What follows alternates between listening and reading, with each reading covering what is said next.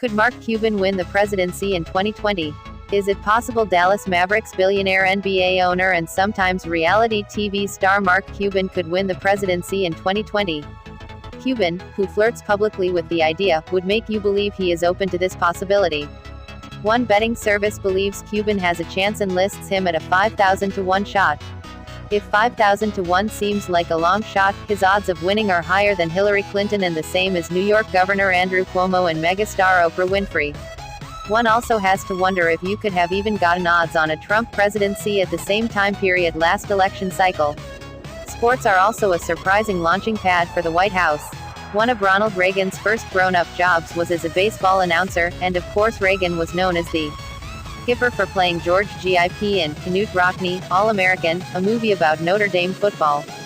President Ford played for the University of Michigan college football championship teams in 1932 and 1933 and was the team's MVP in 1934. George W. Bush, like Cuban, was a sports owner of baseball's Texas Rangers, and his father George H.W. Bush was captain of the Yale baseball team and got to pose in a classic Americana photo with Babe Ruth. Although Cuban portrays himself as a centrist, one would think Cuban, a vocal critic of Donald Trump, would run as either an independent or a Democrat.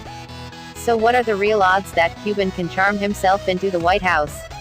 If he is sincere about winning, Cuban would likely stay away from an independent bid, as recent history shows being an independent candidate may garner you a lot of publicity but not much in the Electoral College. See Ralph Nader, Ross Perot, and John Anderson as recent examples. Besides, as a critic of President Trump, if he ran as an independent he would likely help Trump, as he would siphon away votes from the Democratic Party's standard-bearer. The assumption is this is something Cuban wouldn't want to do. If Cuban were to run for president as a Democrat he has a major obstacle in light of the recent Me Too movement. In September Cuban donated $10 million to women's advocacy groups after an investigation into sexual harassment allegations at the Dallas Mavericks showed that there were numerous NCES of sexual harassment and other improper workplace conduct, while Cuban has owned the team. Although the investigation acknowledges there is no evidence Cuban was aware of any of the improper conduct while it was going on, if Cuban gets the Clarence Thomas and Brett Kavanaugh treatment, where an allegation is as good as evidence, Cuban's chances to become president would rise to infinity.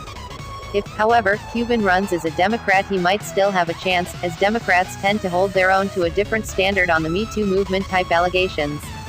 Cuban has defended himself by saying, "I deferred to the CEO, who at the time was Terdima, and to HR. I was involved in basketball operations, but other than